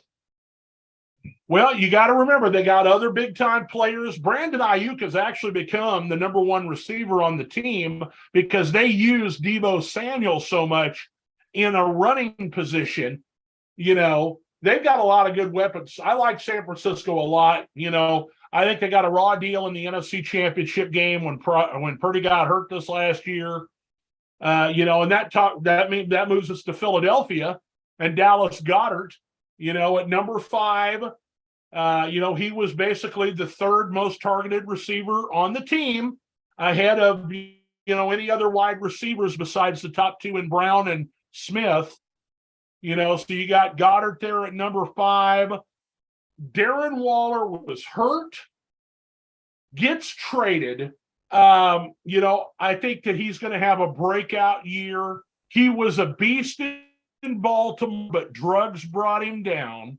He was a beast in Oakland and then Vegas, and injuries hurt him. But I think that he's had a full off season to get well. He goes over to the Giants, who use the tight end a lot as a receiver. Remember, Brian Daboll was the offensive coordinator, and Dawson Knox was a big part of their offense in Buffalo, you know, before he came over to the Giants. So I expect Waller, who they traded for this offseason, to have a big year for the Giants. He'll be the safety valve whenever Jones gets in any trouble back there. And then you got Evan Ingram at 7. He signed, he got a franchise tag from Jacksonville because he played so well. He actually came from the Giants, and they couldn't utilize him. You know, so he signed a 1-year deal to come to Jacksonville, puts on a show in Doug Peterson's offense. They give him the franchise tag, and then they signed him to a long-term deal before the end of the deadline there. They got him on a 4-year contract. He was a big-time target for Trevor Lawrence this last year. I think he's going to break out and have another big year. And then we get to, you know, the bottom of this page here. Pitts was a beast in his rookie year, but he had some injuries last year and didn't really have a bona fide quarterback throwing him the ball. Cole Kmet for Chicago. It's like the offensive coordinator forgot how to throw the ball to the tight end until like 6 games into the season. Yeah, because he was very quiet. Justin Fields started finding him, and he did well the rest of the year. And he's going to get open because of all of the wide receiver talent that they have brought in. You know, I love DJ Moore. I think that, you know, Chase Claypool wasn't ready to switch teams and didn't know the offense last year, but he's going to be a lot better. They team him in a 3 wide receiver set with Darnell Mooney. Cole Kmet at tight end is going to make a lot of plays around the end zone. And then Pat Freiermuth there for Pittsburgh is in the mold of a Heath Miller, you know, and they're running a little bit of a different offense there under Matt Canada than when Miller was there in Pittsburgh, but he's got the same build, the same kind of speed, shiftiness that, you know, Pittsburgh gets out of their tight ends. And I think that, you know, he's going to have a really good season there in Pittsburgh now that Pickett's had a full, you know, season plus an off season to start working with him and get him the football. They've got some pretty good receivers there in George Pickens and Deontay Johnston. I like this set of tight ends here, 1 through 10. I think they're the best 10 tight ends for fantasy football purposes in the NFL. See, with me, I don't know how you are, but I love this. Try to stock up on 2 to 3 tight ends if I have bench room, and depending on how my draft goes, I like to try to have at least 1 or 2 extra tight ends, running backs, and wideouts throughout the carry along with me, especially around trade deadline, especially if you can stock up on key players, you know, because you know players are going to get hurt, and people at the trade deadline, the fantasy, are going to be looking for people. And sometimes people are desperate and they'll trade you somebody they should never trade you. And, Right. So I'm just going to throw this out there. Laporta, the Lions rookie tight end. If you're in a league, especially a dynasty league or a league that is just a lot of people, maybe you pick way back in the draft, you go to get a tight end, those 10 are gone. Do not be afraid to pick him up. Because we got Brock Wright, which is a better blocker, and he's going to be the better catcher. And since when OTAs took place, he was the best rookie out of that whole week, they said. Since training camp started, there's been nothing but positive posts about him. He's been doing good. Him and Goff are on the same page.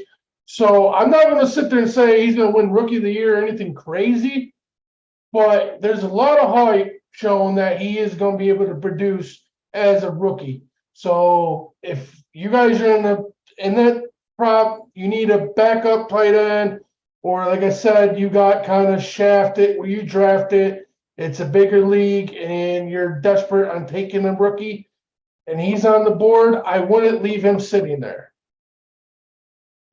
I would definitely snag him. There's a bunch of other tight ends that are really good in the NFL, the top 10, you got some guys that have moved around and gone to different places, like Dalton Schultz left the Cowboys. He's in Houston. I guess at that point, it just depends on, is CJ Stroud the quarterback? Is he playing from the beginning? Did they become familiar with each other? I don't really have any idea what kind of offense they're going to run in Houston, but Schultz was a nice weapon for Dallas, and they let him walk because he wanted too much money. You got David Njoku with Cleveland, but once again, you're relying on Deshaun Watson, and we don't know what he's going to have. Greg Dulcich of the Denver Broncos. You got Zach Ertz, who's the real, he's long in the tooth with Arizona. Don't expect much out of Arizona this year. But when it comes to some of the players on their team, Zach Ertz is a bright spot for them. We didn't talk about Dawson Knox. And, of course, there's no rookies on that list. So, Michael Mayer, you just talked about Sam Laporta, but you got Michael Mayer in, Vegas. You got Dalton in Buffalo. Luke Schoonmaker, I think is his name for Dallas, is the rookie there from Michigan. And so, there's a lot of good players that are available out there, just showing the top 10. And you got to have kind of a feel. Maybe if you're watching your local, training camp reports and, things on YouTube or whatever, based on where you live, sometimes you can pick up some inside information a little bit that you don't get, through the news agencies of, normal national coverage. So, but there's the tight ends list that I've got. We've only got one more position left that I don't have a really great graphic. It's just a list, and that's the wide receivers. And of course, the wide receivers that I have on here are all veterans. We can look at, the rookie receivers after. Let's take a quick peek here at what we've got for wide receivers. And again, this is my opinion, as this is my list. And I've got them divided up once again in the NFC and the AFC. And you look there, you got Justin Jefferson. We talked about the possibility of taking him, early on. And, the reason that, you look at some of these, you got injury concerns with some players, injury concerns with the quarterbacks that are going to be getting these guys the ball. I know I didn't spell everybody's name quite right, but let's look at the NFC side real quick. Justin Jefferson was clearly the best wide receiver in the NFC. You got CeeDee Lamb. Amon-Ra St. Brown really showed out last year for your Detroit Lions. Chris Godwin did really well. Now I understand he's not going to have Tom Brady, but he was injured most of last year and still did very good. Yeah. You got Devontae Smith and A.J. Brown are tag teaming right there. The reason they're at 5 and 7 is because they're going to take some targets away from each other. DK Metcalf, the lead dog in Seattle. And then we talked about Brandon Ayuk being the number one, target, really for the 49ers. Terry McLaurin is the number one guy for Washington. And then, I don't have these, numbered or anything, but these are the guys after the top 10. Deebo Samuel, and he'll be a lot of points through running and rushing touchdowns. DJ Moore in a new system in a city in Chicago where we don't know where we're going to get out of the quarterback. We think he's going to play well when it comes to Justin Fields having more targets. Michael Thomas coming back from the injury, going to play with Derek Carr. I expect Carr to have a good year, and if Thomas is healthy, he can put up big numbers, but we don't know. That's why he's not in the top 10. Mike Evans, unknown at the quarterback position. Baker Mayfield, Kyle Trask. DJ Chark's probably going to be the number one guy in Carolina. They've got Adam Thielen there, but as we've talked about when he was with Minnesota, he just couldn't get open, and he's an older wide receiver. Christian Watson, the reason he's way down on this list is basically because you got Jordan Love. He doesn't have Aaron Rodgers. While he played very well most of the way through the back half of the season, I think it was because it was familiarity with the quarterback that started to come around. Brandon Cooks, new in Dallas. He'll be the deep threat, but he's not CeeDee Lamb. CeeDee Lamb's the number one target there. Chris Olave, Darius Slayton, the number one guy with the Giants, Drake London in Atlanta. Looking over at the AFC side, Tyreek Hill, okay? He's the speedster. He's going to get a lot of, use, not just on the jet sweeps, the deep shots, and he's got Jalen Waddle there with him. So they're going to take some targets away from each other. And that all comes down, once again, to is Tua Tagovailoa, going to remain healthy. Now, I like Mike White as the backup quarterback coming over from the Jets.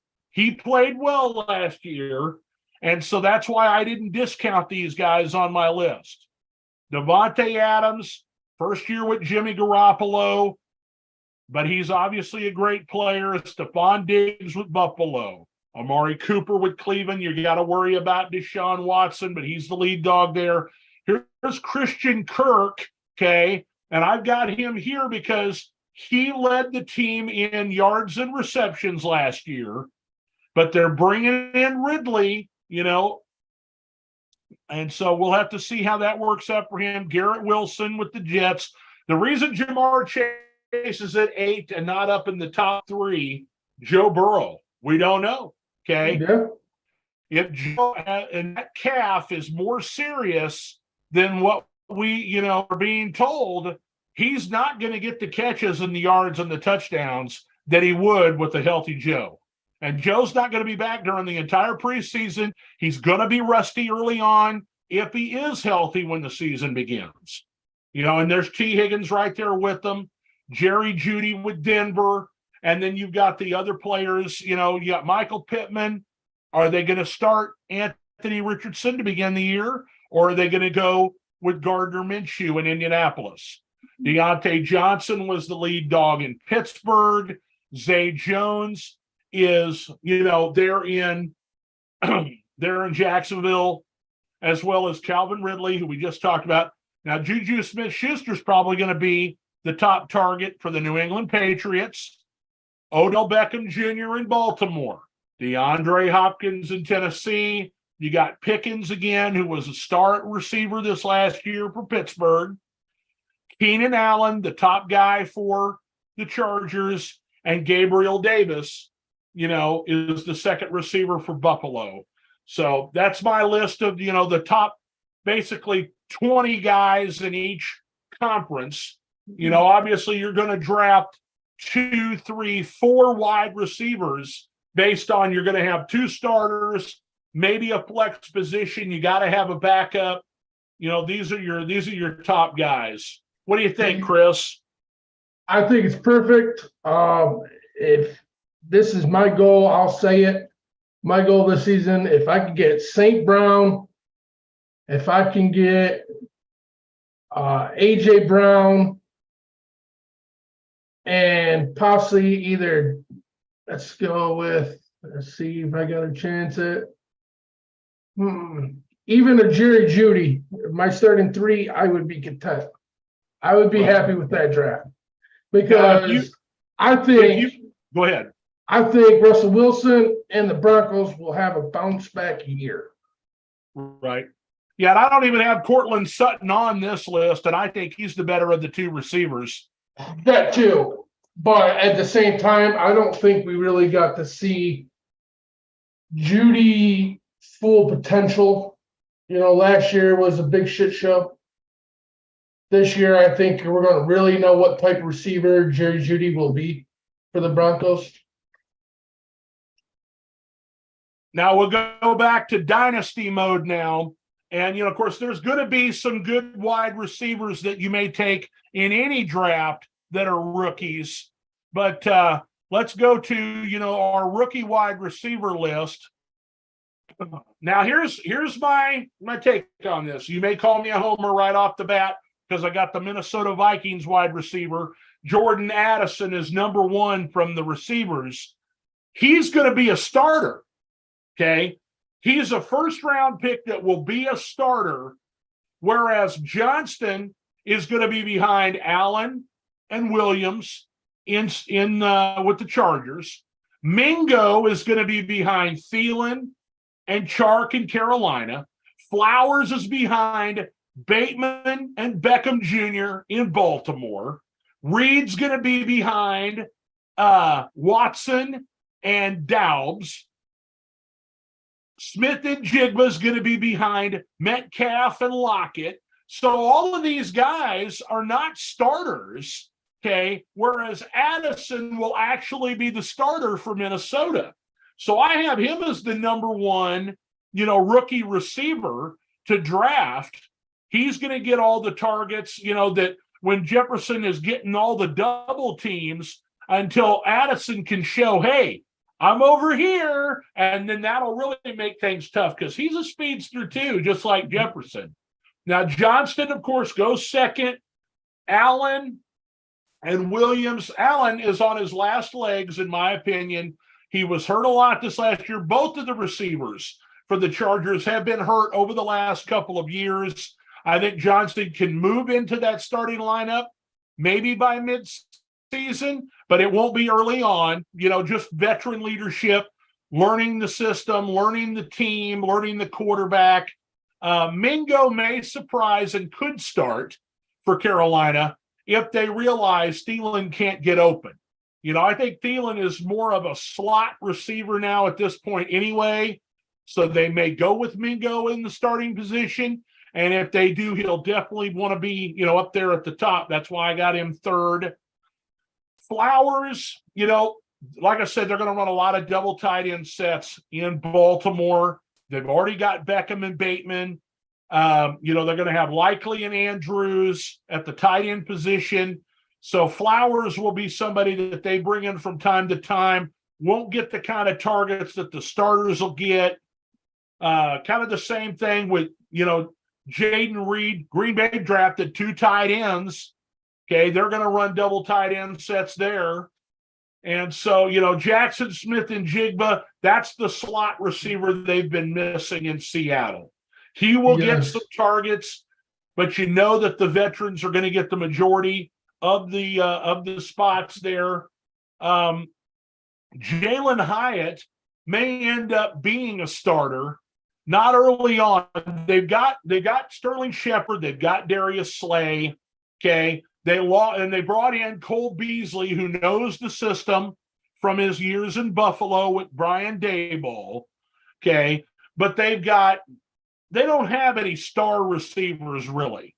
Nobody with big names that's putting up 12 to 1,400 yards and double-digit touchdowns. And so this guy comes in. They'll have to see what they've got with him. I believe he was drafted in the 2nd round, so they may think that he could be something. We got to see Cedric Tillman a little bit during the Hall of Fame game, and he looked pretty good, Chris. I watched like some what I highlights saw of out of it. him. I actually missed the Hall of Fame game myself. That's all. I had some stuff happen that day, and then by the time I realized the Hall of Fame game was on, I was like, it You're a was fake already football over. fan. It's okay. We know. Hey, get out of here! I'm mad at myself. I missed it because with It's all everything right. that happened that day. Hey, it's just preseason. We understand. I usually always watch the Hall of Fame game. Marvin Mims is going to play a big role for Denver now. You know, they lost Tim Patrick here in the preseason. I think it's an ACL. Hamler, he's out now with some kind of heart condition. So Mims, in effect, becomes the third receiver behind Sutton and Judy in Denver. Hearing some good things about Rashee Rice in Kansas City. Josh Downs, who's the quarterback? You know, they've got Alec Pierce, who they drafted last year, Michael Pittman the year before that. You know, it depends on who's throwing the ball. You know, if you're in a dynasty league, you can take a flyer on the guy, wait and see, you know, if he's going to become something or not. But, you know, all these guys further down now are just take a flyer and see what happens kind of guys. You know, Michael Wilson in Arizona, they don't have a quarterback till Murray comes back. He may not even play at all this year. They're looking for Caleb Williams, you know, with the number one pick next year after making the big trade with Houston at this draft time. You know, Trey Tucker, you got Hunter Renfrow, you got Devontae Adams, Hunter Renfrow, and then the dude from New England, whose name is killing me right now. He come over from New England. It was the lead receiver for New England, is in Vegas now. So Trey Tucker is fourth at best on their depth chart. Darius Davis with the Chargers again. He's looking like probably a fifth receiver because they got Joshua Palmer. We already talked about the other guys. Charlie Jones, Tyler Scott. Now, Kayshon Boutte comes over to New England. And so, you know, they don't have a lot of receivers. They got Juju Smith-Schuster. They got Devontae Parker. And then after that, they really don't have anybody. So he could be their third receiver. Parker Washington with Jacksonville.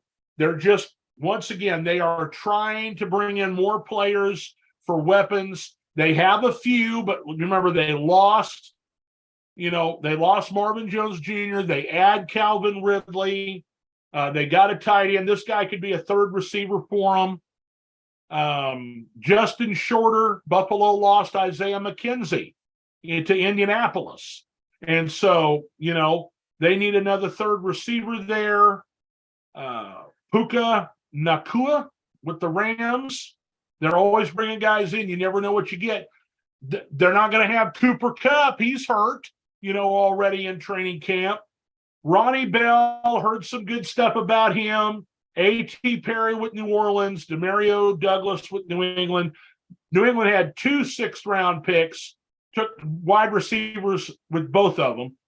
Trey Palmer with Tampa Bay. So there's your, you know, your wide receivers for your rookies in your dynasty leagues. I would say the top 4 or 5 might be worth having. 1, 2, 3. Here's my probably 4. The top 8 or 9, and after that, you know, none of these other guys on this list are going to be worth drafting if you don't have a dynasty league. Here's my 4 that I would draft if I was in a dynasty league. I would take Jordan Addison if I had a chance. I would take Jackson Smith through Seattle. I would take Jalen Highwit for the Giants. And then I would grab Ronnie Bell for the 49ers.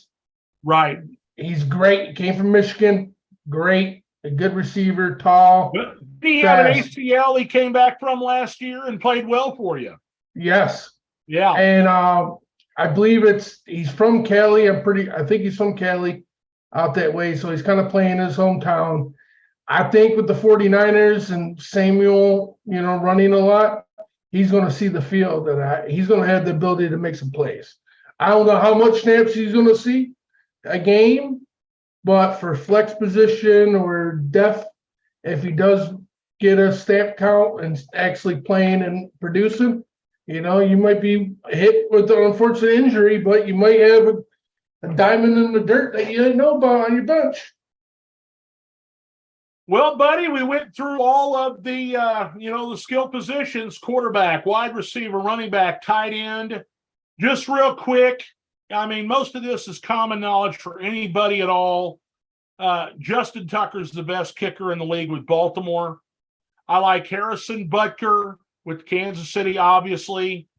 You look at some of these kickers that go around the league, look for guys that, especially depending on how your point setup is, that are accurate beyond 50 yards. If they can't make a 50-yard field goal nowadays in the NFL, they get cut.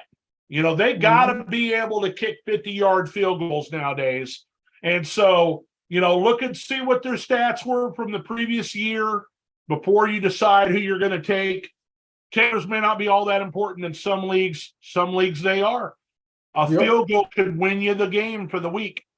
Defensively, the addition of Hargrave to San Francisco, I think makes them so tough against the run.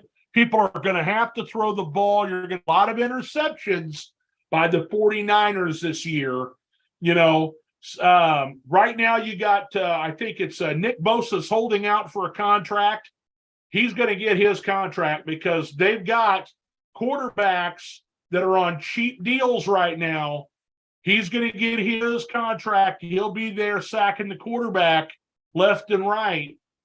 And so 49ers are the best defense, in my opinion. Philadelphia lost a lot of defensive players, but they drafted a lot of defensive players. All them Georgia Bulldogs up there in Philly, I think they're going to be good. I think Baltimore is going to be good. I think Pittsburgh will have a resurgence on defense this year.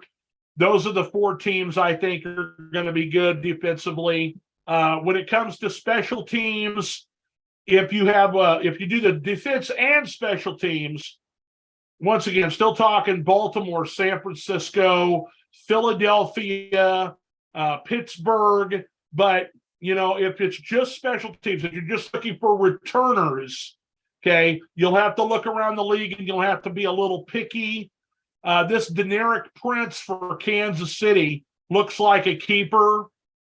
It just depends on, are you using somebody in a position where they're not only a wide receiver that's starting, but they're also returning punts and kickoffs, like Kadarius Toney. I didn't have him on our wide receiver list because, he's injured. He's got an injury again. I don't know if it's a meniscus or what his deal is, but that pretty much wraps up my side of the gig here for our fantasy football review in advance of all of the drafts. I haven't done any drafts yet, but we got a bunch coming up here, basically Saturday and Sunday over the next 2 or 3 weeks. We're going to start doing our drafts in all of the leagues. And so good luck to all of you out there. Exactly. If you have any questions, leave a comment. I'll respond to it. It doesn't have to be on video. Same here. I had a good night. Thank you guys for joining us. And pay attention to the banner. We'll let you next time we go live. I'm sure we got football next week, if I'm not mistaken, next weekend, right? Next weekend, there will be games being played. So we'll probably skip a week. Okay. And then we'll be back again, in 2 Sundays, depending on if somebody's playing or not, or maybe we'll do a Monday night one. Just depends on what we're up for. But if you follow us on 4th&Goal Sports, or you follow us on NFL Renegades or our personal pages, then, you'll see an ad for when we're going to do another one. Please join us again. Tell your friends about it. We hope we provided some good information for you tonight. All right, sounds good. So we'll definitely let you know if something changes. As right now, probably not next week, but maybe. It all depends. We'll talk, and here in a couple weeks, once it starts selling, we'll be live every week. I'm going to start bringing back interviews here real soon with other people during the week. I probably won't do two. If I do one, it's going to be only probably one a week, just because you're going to have football Thursday. Then Friday, you know what I mean? Friday's kind of hard. A lot of people go out Saturday. But other than that, if you haven't followed this page, please give us a like. We're also on Twitch, Facebook, all that. 4th&Goal Sports is the name. Thank you guys for joining us. Had fun, David. We'll talk to you real soon, buddy. Have a good one, guys. We'll see you next time on 4th&Goal Sports broadcast. Have a good night from Kansas. Good night from Detroit.